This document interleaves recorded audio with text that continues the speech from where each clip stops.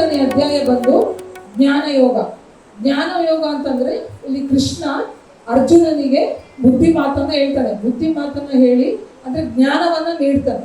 ಜ್ಞಾನವನ್ನು ಯಾವ ರೀತಿಯಾಗಿ ನೀಡ್ತಾನೆ ಅನ್ನೋದನ್ನ ನಾವು ತಿಳ್ಕೊಳ್ಳೋಣ.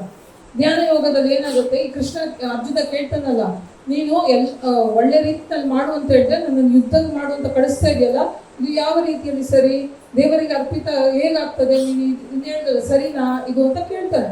ಆಗ ಕೃಷ್ಣ ಹೇಳ್ತಾನೆ, ಹೌದು ಅರ್ಜುನ, ನೀವು ಕೇಳಿದ ಈ ರೀತಿ ಇದೆ, ನೀವು ಒಂದು ವಿಷಯವನ್ನ ತಿಳ್ಕೋಬೇಕು, ಏನು ಒಳ್ಳೆ ರೀತಿಯಲ್ಲಿ ಕರ್ಮ ಮಾಡಬೇಕು, ಒಳ್ಳೆ ರೀತಿಯಲ್ಲಿ ಕೆಲಸ ಮಾಡಬೇಕು, ಅದು ಸರಿ, ನೀನು ಹೇಳ್ತಾ ಇರೋದು ಕರೆಕ್ಟ್ ಅಂತ ಆಯ್ತು.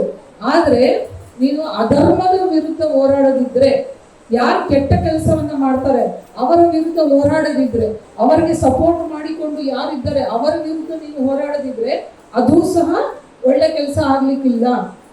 ಕರ್ಮ ಅಂದ್ರೆ ಒಳ್ಳೆ ಕೆಲಸ ಮಾಡೋದು ಸರಿ.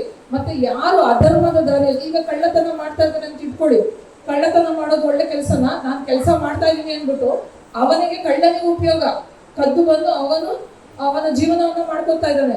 ಆದ್ರೆ ಅದರಿಂದ ಅದು ಒಳ್ಳೆ ಕೆಲಸವಾ, ಕೆಟ್ಟ ಕೆಲಸ ಅಲ್ವಾ? ಆ ರೀತಿಯಾಗಿ ಕರ್ಮ ಮಾಡು ಅಂತ ಹೇಳಿದ್ರೆ ಆ ರೀತಿಯಾಗಿ ಅವರಿಗೆ ಹೆಲ್ಪ್ ಆಗುವಂತ ಕೆಲಸವನ್ನ ಮಾಡ್ಕೊಂಡ್ರೆ ಅದು ಒಳ್ಳೆ ಕರ್ಮ ಆಗ್ತದೆ? ಇಲ್ಲ. ಮತ್ತೆ ಆ ಕೆಲಸಕ್ಕೆ ಯಾರು ಕೈ ಜೋಡಿಸ್ತಾರೆ ಅಂದ್ರೆ ತಪ್ಪು ಅಂತ ಗೊತ್ತಿದ್ರು ಸಹ ತಪ್ಪಲ್ಲ ಅಂತ ಹೇಳೋಂತ ಇರ್ತಾರಲ್ಲ, ಅವರಿಗೂ ಸಹ ತಪ್ಪೆ.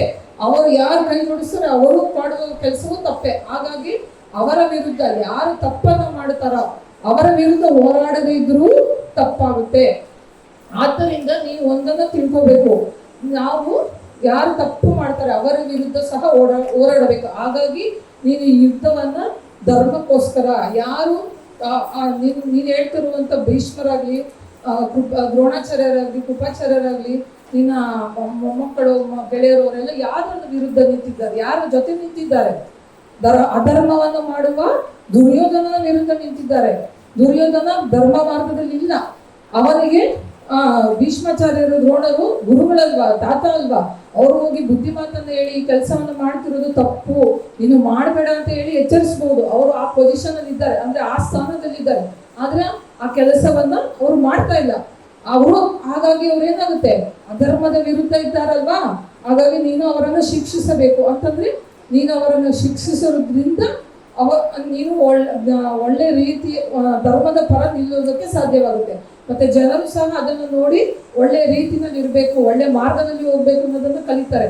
ಹಾಗಾಗಿ ನೀನು ಆ ಕೆಲಸವನ್ನ ಮಾಡು. ಮತ್ತೆ ನೀನು ಇನ್ನೊಂದು ವಿಷಯವನ್ನು ತಿಳ್ಕೋಬೇಕು ಅಂತ ಹೇಳ್ತಾರೆ. ಅದ್ರಲ್ಲಿ ಒಂದು ಶ್ಲೋಕವನ್ನು ಹೇಳ್ತಾರೆ, ಏನಂತಂದ್ರೆ, ಯದಾ ಯದಾ ಈ ಧರ್ಮಸ್ಯ ಜ್ಞಾನಿರ್ಭವತಿ ಭಾರತಂ ಅಭ್ಯುತ್ಥಾನಂ ಅಧರ್ಮಸ್ಯ ತದಾತ್ಮಾನಂ ಸೃಜಾಮ್ಯಹಂ ಪರಿತ್ರಾಣಾಯ ಸಾಧೂನಾ ವಿನಾಶಾಯ ಚ ದುಷ್ಕೃತಾಂ ಅಂತ ಉಂಟಲ್ವಾ. ಅಲ್ಲಿ ಅದಂತ ಏನಂತಂದ್ರೆ ಅದರ ಅರ್ಥ, ಯಾವ ಸಂದರ್ಭದಲ್ಲಿ ಅಧರ್ಮ ತಾಂಡವವಾಡ್ತಾ ಇತ್ತೋ, ಅಂದ್ರೆ ಯಾರು ಕೆಟ್ಟ ಕೆಲಸಗಳನ್ನು ಮಾಡುತ್ತಾ ಇದ್ರೋ, ಅಧರ್ಮ ತಾಂಡವವಾಡುತ್ತಿದ್ದ ಕಾಲದಲ್ಲಿ ನಾನು ಭಗವಂತ ಅಂದ್ರೆ ನಾನು ಅನ್ನೋದು ಕೃಷ್ಣ ಅಂತಲ್ಲ, ಭಗವಂತ ಅಂತ ತಿಳ್ಕೋಬೇಕು. ಕೃಷ್ಣ ಅನ್ನೋನು ನಾನು ಅವೆಲ್ಲ ಸಂದರ್ಭದಲ್ಲಿ ನಾನು ಅವತಾರವನ್ನ ತಾಳಿದ್ದೀನಿ ಅಂತಂದ್ರೆ, ನಿಮಗೆ ಗೊತ್ತಲ್ಲ ದಶಾವತಾರ ಗೊತ್ತಲ್ವಾ? ಎಲ್ಲ ಅವತಾರದಲ್ಲಿ ಅಂದ್ರೆ ಯಾತಕ್ಕೋಸ್ಕರ ಅವತಾರ ಆದದ್ದು? ಅಧರ್ಮ ಬಂದಿತ್ತು ಅಂದ್ರೆ, ಈಗ ರಾವಣ ಆಗ್ಲಿ ಮತ್ತೆ ಯಾರು ತಪ್ಪನ್ನು ಮಾಡಿದ್ರು ಅವರನ್ನೆಲ್ಲ ಸಂಹಾರ ಮಾಡ್ಲಿಕ್ಕೋಸ್ಕರ ಜನ್ಮವನ್ನ ಎತ್ತಿ ಕೃಷ್ಣ ಎಷ್ಟೆಷ್ಟು ಅವತಾರ ತಾಳಿದ್ನಲ್ವಾ.